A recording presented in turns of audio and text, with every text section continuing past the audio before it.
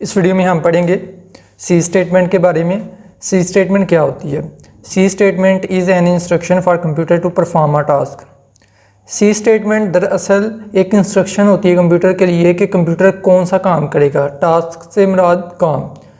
यहाँ पर अगर आप फोकस करें कि ये जो प्रोग्राम हमने बनाया था, जो लास्ट वीडियोज़ में हम डिस्कस कर रहे हैं, तो यहाँ पर ये जो मेन फंक्शन है इसकी कर्ली ब्रेसिस के अंदर मीन्स के मेन फंक्शन की बॉडी के अंदर कितनी मैंने स्टेटमेंट्स लिखी हैं? 1 2 3 4 5 स्टेटमेंट्स लिखी हुई हैं।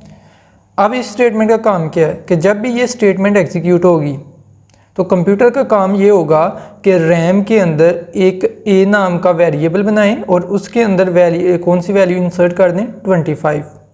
अब इस स्टेटमेंट का काम क्या है कि एक रैम के अंदर बी नाम का वेरिएबल बनाएं जिसमें इंटीजर टाइप वैल्यू स्टोर होगी और कौन सी वैल्यू स्टोर की गई है? +20। इसी तरह से थर्ड स्टेटमेंट में क्या किया गया है कि एक सी नाम का वेरिएबल बनाया जाएगा और उसके अंदर ए और बी की जो वैल्यू होगी उन दोनों को प्लस किया जाए और जो भी जवाब आए वो सी में स्टोर कर दिया जाए। इस स्टेटमेंट का काम ये है कि आपने आउटपुट में क्या दिखाना है प्रिंट एफ के ज़रिए कि स्क्रीन पर आपको नज़र आएगा सम बराबर है सी के अंदर जो भी प्लस होकर यहाँ पर शो हो जाएगा।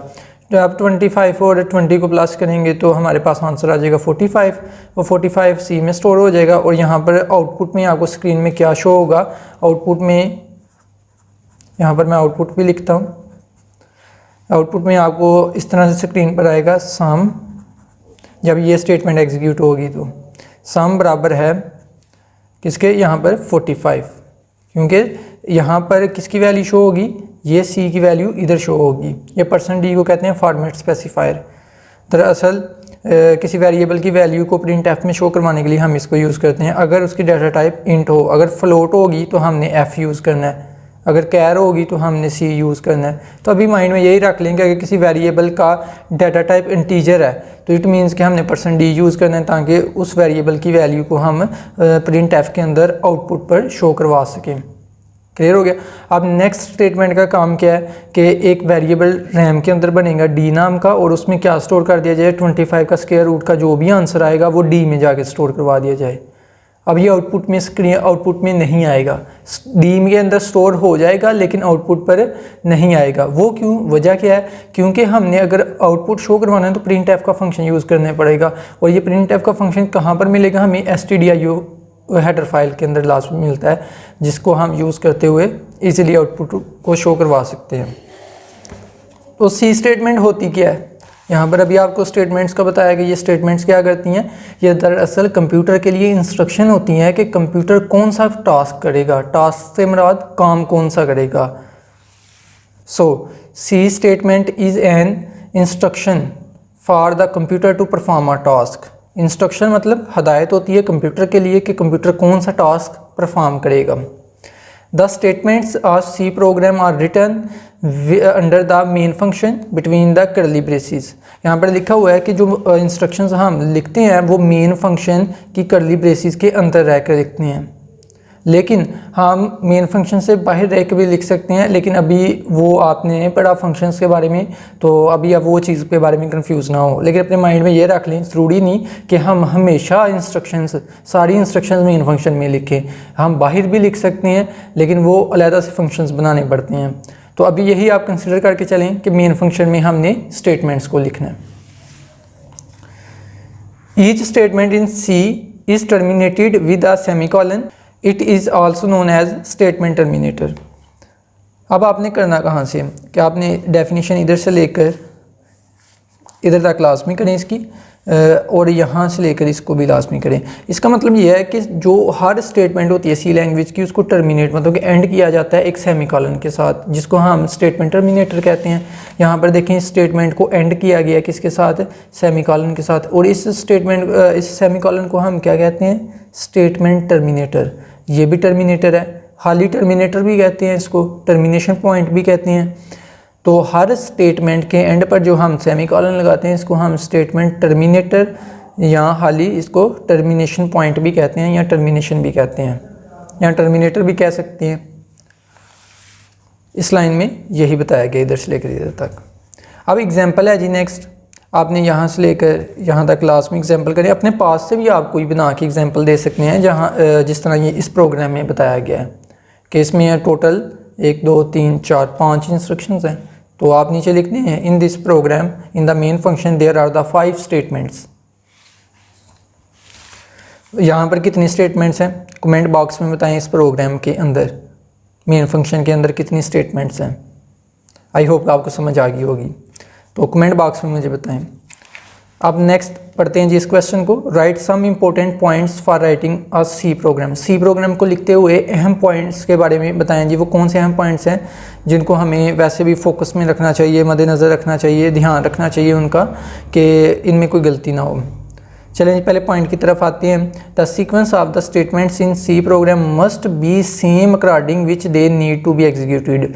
जो स्टेटमेंट्स का सीक्वेंस है, मतलब कि जो स्टेटमेंट्स की तरतीब है सी प्रोग्राम के अंदर, वो सेम होनी चाहिए जिस तरह से आप चाहते हैं कि आपका प्रोग्राम एग्जीक्यूट हो, रन हो या चले। अब देखें मैं आपको समझाता हूँ ये चीज़।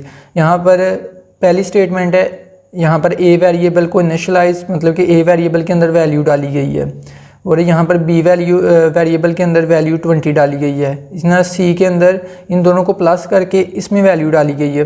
लेट्स से अगर मैं ये वाली स्टेटमेंट यहाँ पर लिखता, मतलब कि ये वाली स्टेटमेंट पहले होती और ये वाली स्टेटमेंट इसके बाद होती।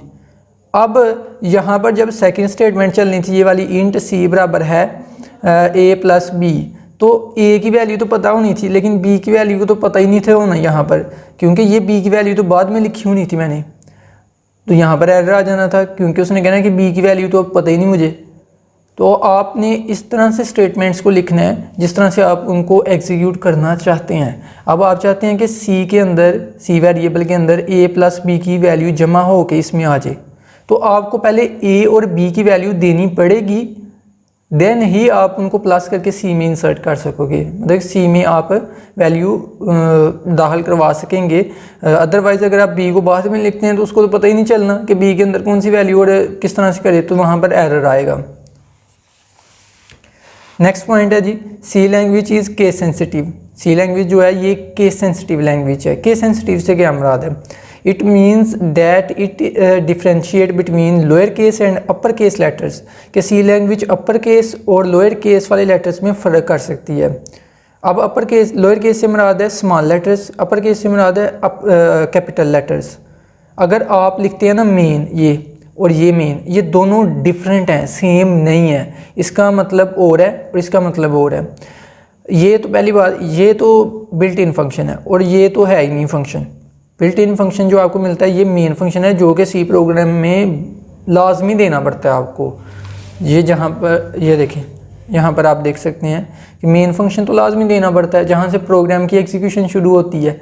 तो मेन आपने स्मॉल MAIN लिखना है, जबकि अगर आप यहाँ पर कैपिटल MAIN लिख देंगे इसका मतलब कुछ और होगा, मतलब कि उसको समझ नहीं आएगी कि ये मेन फंक्शन है या नहीं है। पहली बात, ये मेन फंक्शन है, ये तो है ही नहीं सी लैंग्वेज के अंदर। अगर आप स्मॉल लेटर्स में लिखते हैं और कैपिटल लेटर्स में लिखते हैं, वो डिफरेंट वर्ड्स को कंसिडर किया जाएगा सी लैंग्वेज में। इसी चीज़ का नाम केस सेंसिटिविटी है। और जबकि दूसरी तरफ अगर हम देखें 9th क्लास में, आई होप आपने पढ़ा होगा 5th चैप्टर के अंदर HTML केस सेंसिटिव लैंग्वेज नहीं है। उसमें आप कैपिटल लेटर्स में लिखें, स्मॉल लेटर्स में लिखें, दोनों का मतलब सेम है। जबकि सी लैंग्वेज केस सेंसिटिव है, इसमें स्मॉल लेटर्स में लिखेंगे उसका मतलब कोई और कंसिडर किया जाएगा, अगर आप कैपिटल लेटर्स में लिखेंगे उसका मतलब कोई और कंसिडर किया जाएगा। जिस तरह से मैंने यहाँ पर एक वेरिएबल डाला है ए, स्मॉल ए, उसमें 25 डाला है। यहाँ पर मैं एक और वेरिएबल डाल सकता हूँ इंट, लेट्स से मैं यहाँ पर डालता हूँ इंट, आई होप नज़र आ रहा होगा आपको। यहाँ पर capital A is equal to 82। अब स्मॉल a में 25 है, कैपिटल A में 82 है, दोनों को डिफरेंट कंसिडर किया जा रहा है, मतलब कि दोनों को सेम नहीं हम कर सकते। और ये भी माइंड में रखिएगा, स्मॉल a को हम 2 मरतबा वेरिएबल नहीं डाल सकते। अब आप कह रहे होंगे हम ऐसा करते हैं ना, यहाँ पर एक और वेरिएबल लेते हैं, इंट a बराबर है 30। ये a पहले से मौजूद है, अब नहीं इसको आप दोबारा से डिक्लेयर कर सकते, इस तरह से इनिशियलाइज कर सकते। अब कैपिटल A ये अलहदा है, ये अलहदा है, मतलब कि एक वेरिएबल को आप सिर्फ एक मरतबा दे सकते हैं, स्मॉल a को सिर्फ एक मरतबा, कैपिटल A को सिर्फ एक मरतबा। लेकिन इन दोनों में फ़र्क होगा, ये आप याद रखें। इसी चीज़ का केस सेंसिटिव नाम है कि स्मॉल लेटर्स और अपर लेटर्स में डिफरेंस होता है, इस चीज़ को केस सेंसिटिविटी कहते हैं। और एक वेरिएबल को सिर्फ आप एक मरतबा दे सकती हैं, वो केस सेंसिटिव नहीं आता वैसे, लेकिन आपको वैसे समझाने के लिए बता रहा हूँ। तो स्मॉल लेटर्स और कैपिटल लेटर्स में डिफरेंस होता है और इसी चीज़ को हम केस सेंसिटिविटी कहते हैं। अब नेक्स्ट आते हैं जी, थर्ड पॉइंट कौन सा? Each statement in C program must be end with a semicolon. C program के अंदर जितनी भी आपने स्टेटमेंट्स लिखनी है वो एंड होनी चाहिए सेमीकोलन के साथ। जिस तरह से इस प्रोग्राम में आप देख सकते हैं ये स्टेटमेंट एंड हो रही है सेमीकोलन के साथ, ये स्टेटमेंट भी सेमीकोलन, मतलब हर स्टेटमेंट के एंड पर आपने सेमीकोलन लगाना ही लगाना है। ये टर्मिनेशन पॉइंट होता है स्टेटमेंट का।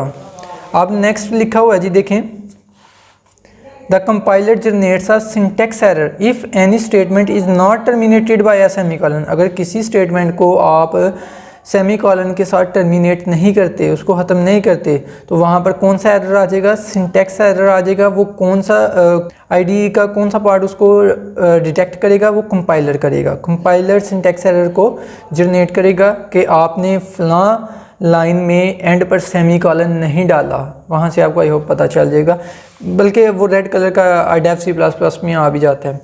आप जब इसको प्रैक्टिकली करेंगे ना तो आपको समझ आ जाएगी इसका मतलब क्या है। अब आपने करना क्या है कि इसको तो कंप्लीट ही करें, इस पॉइंट को भी कंप्लीट कर लें। इसका आप एटलीस्ट इधर तक लाजमी करें। क्लियर है? दोनों क्वेश्चंस आई होप क्लियर होंगे। सी स्टेटमेंट्स क्या होती हैं? बहुत सिंपल है। वो जो इंस्ट्रक्शंस होती हैं कंप्यूटर के लिए कि कंप्यूटर कौन सा टास्क करेगा, उस इंस्ट्रक्शन को हम कहते हैं सी स्टेटमेंट। हर स्टेटमेंट को एंड पर एक सेमीकोलन से एंड किया जाता है, जिसको हम स्टेटमेंट टर्मिनेटर या टर्मिनेशन पॉइंट या टर्मिनेटर भी हाल ही कहते हैं। यहाँ पर एग्जाम्पल है, आई होप आपने कमेंट में बता दिया होगा कि इस एग्जांपल में कितनी मेन फंक्शन के अंदर स्टेटमेंट्स हैं। चलिए मैं आप बता देता हूँ, 2 स्टेटमेंट्स हैं, एक ये और एक ये, 2 स्टेटमेंट्स हैं। अब नेक्स्ट मेन पॉइंट्स थे जो सी प्रोग्राम को लिखते हुए माइंड में रखने के, वो कौन से मेन पॉइंट्स हैं वो भी आपको तीनों बता दिए गए। वैसे ये ज़्यादा इंपॉर्टेंट क्वेश्चन है सी स्टेटमेंट वाला, इसको आप कम से कम रीड और समझ क्लास में लीजिएगा। वैसे इसको भी आपने याद रखना है। अगर कोई क्वेश्चन हो तो आप कमेंट बॉक्स के ज़रिए पूछ सकते हैं, और इस वीडियो को लाइक करें, शेयर करें और अपने दोस्तों के साथ भी शेयर करें, और इल्म की जुस्तजू यूट्यूब चैनल को सब्सक्राइब करें ताकि नेक्स्ट आने वाली वीडियोस भी आप तक पहुंचती रहें। Thank you so much for watching this video. Take care. Allah हाफिज़।